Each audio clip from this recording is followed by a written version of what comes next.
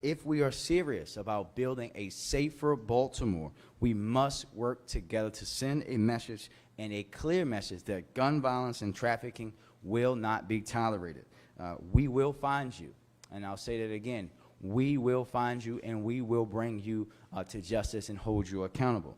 Today's announcement is proof of that no matter who you are, if you choose to engage in gun trafficking or the production of ghost guns, BPD will hold you accountable. Indeed, we know that gun violence is an epidemic, and if you're not a part of the solution, you're part of the problem. I again thank BPD for this effort. This is in a continuation of the work that they do each and every day to remove guns and people who sell guns and people who traffic guns and people who sell and traffic illegal drugs onto our streets and our communities, to bring them into justice. This is just one part of that fight. We want to thank them again for their efforts. We want to continue to celebrate their gains, while I know that we all still have a long way to go. But what you see before us is guns that we know would have been used to rob somebody. We know would have been used to shoot someone or kill someone in Baltimore City. And that's how we can work each and every day to make sure that we're curing ourselves and ridding ourselves of this disease of violence. So thank you again to everyone. And now I'll turn it over to the police commissioner. Thank you, Mr. Mayor, for your leadership. This time we'll take a few questions.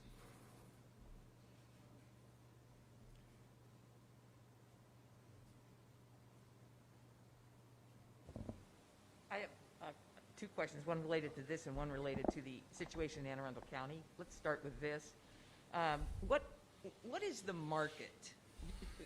How much does it cost to order the gun, ship the gun, make it, and then distribute it, if you're going to distribute it in an illegal sense? What is the market? And secondly, as part of that, is how much does this add to the challenge of disrupting illegal gun trafficking?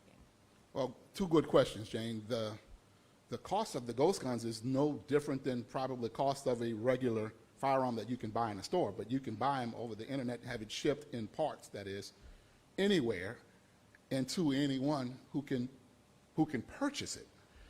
And so it presents a major challenge, not just to us, but to law enforcement in general everywhere, because we're not able to trace it to its origin many times, and they're winding up in the hands of the wrong people who should not be able to buy a gun through this means for the price of what they would spend, or maybe less, can order these, have it shipped, and with following a few minor simplistic directions, can assemble them and have a fully functional firearm.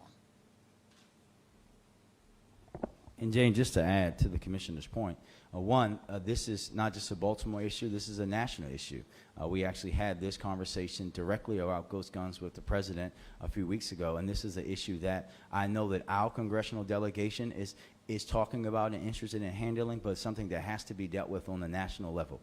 At some point in this country, the sanctity of American lives have to outweigh the sanctity of American guns. And now we're seeing folks being able to make guns right off the internet, go out and kill people each and every day in cities and places around the country. That's something that should be dealt with, not just by us here, but we have to continue to lift that conversation up nationally, and very pleased that the president wants to actually have that conversation with local governments and people in states around the country. Can you just comment on the situation involving Officer Banks in Anne Arundel County? Yes, the Deputy Commissioner and I have been in communication with the Chief of Anne Arundel County throughout the night and this morning. The investigation is an investigation being handled by Anne Arundel County, so any questions about the investigation should be forwarded to Anne Arundel County. However, the officer was already suspended based on a previous incident, is now suspended without pay, pending the outcome of that criminal and administrative investigation. To comment at all about the situation in Anne Arundel County? My comments are the same as the police commissioner. Already suspended, and we'll work with our partners in Anne Arundel County as we move forward. Thank you. Thank you. And also, of course, And then also, of course, just prayers to the family for the loss of a life of a young person. Was the previous incident also an alleged domestic incident? Well, I'm not privileged to comment about what the previous incident was about, but it was an incident that required us to suspend the officer. And Now he's suspended without pay pending the outcome of the Anne Arundel County investigation. Commissioner Harrison, you said that there needs to be real consequences for people who have these guns. What type of real consequences are you looking for, and whose responsibility is that to ensure those consequences are in place? Well, it's all of us within the criminal justice system, police, prosecution, courts, and corrections. And real consequences, when you hear me talk about that, it has to be not necessarily severity, but swiftness and certainty, that when a person knows that there are consequences coming, that can be a big deterrent fact. But it has to be swift and it has to be certain. So it's a collaborative effort between all parts of the criminal justice system. You just saw us do our part.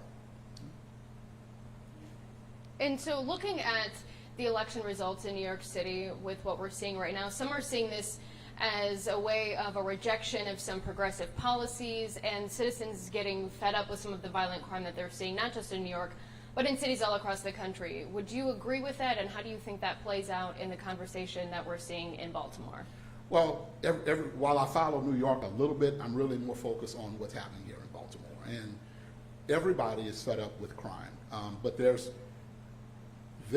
a reality that this department, with shrinking resources, we have to really be focused, and we are concerned with the rise in violent crime more than anything else. Of course, we're concerned about it all, but violent crime, gun violence, the drug organizations that create that violence, that's what this press conference is all about, and that's where our main focus is, to make sure that we can find people who are committing violent crime, people who are perpetuating the drug industry that sometimes fuels it. It's not always, but sometimes it does, and making sure we're holding all of them accountable here in Baltimore. All right, we'll do last question. That was it? Oh, Really quickly. okay. I just wanted, Mayor Scott, can you weigh in on the pendulum swinging between law and order and progressive policies and the conversation I'm focused on here? Baltimore, not New York. And we know that here in Baltimore, what we want you guys to do is get out of the talking points and get into reality and talk about the balance, that we have to hold people accountable. We have to make sure that we're bringing those folks to justice, but that we also don't have to go back to the things that got into us a consent decree in the first place. It's about focusing in on the right people, consistently bringing those people to justice and doing what we're doing now, bringing our state and our federal partners back to the table so that we can make sure here in Baltimore City that there's swift, certain consequences and that we don't see the cycle continue. Mayor, while you're there, just related to the weekend, Baltimore was somewhat of an outlier on Sunday night with pretty large 4th of July celebrations going on. Philadelphia, D.C., New York, West Coast, San Diego, San Francisco. Looking back, do you have any second thoughts about not putting on a kind of a big celebration like other cities did? No, I don't, Jane. I think that we made that decision early on. As we said last week, we're working to see how we can have a celebration maybe later this summer if it's appropriate. But I think that also we would be very remiss to not talk about the Delta variant and making sure that we're looking at that and looking at that horizon as well. We know that places around the state and other folks had fireworks. We know that some, like Ocean City, unfortunately had to be canceled. We know that next year we'll be back and hopefully normal at that point, but we do not regret the decision. We will continue to move forward to see what we can do later this summer. Thank you, guys.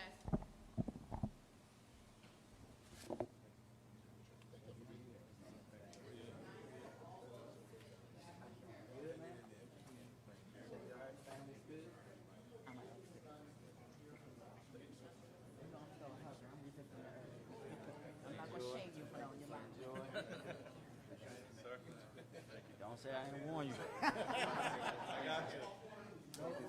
I got you.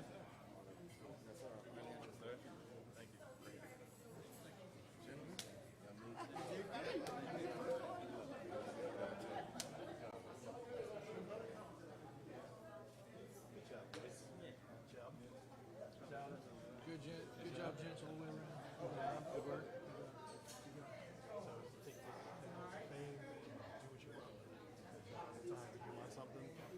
Strike while they're in. Great job, man.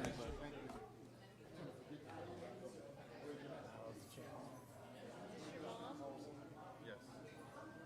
I'm so proud of you. I was so Oh, I gotta see that. What's that on? It was on the Facebook Live. Gotta take that down.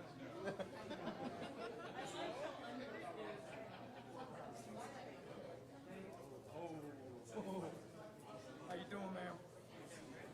How are you? I'm good. How are you? It's good to see you. Still strong? I'm trying. Family good? Family's real good. Good. Real good. How Glad to about hear. you? My family's doing real well. My both my kids are done school. My son leaving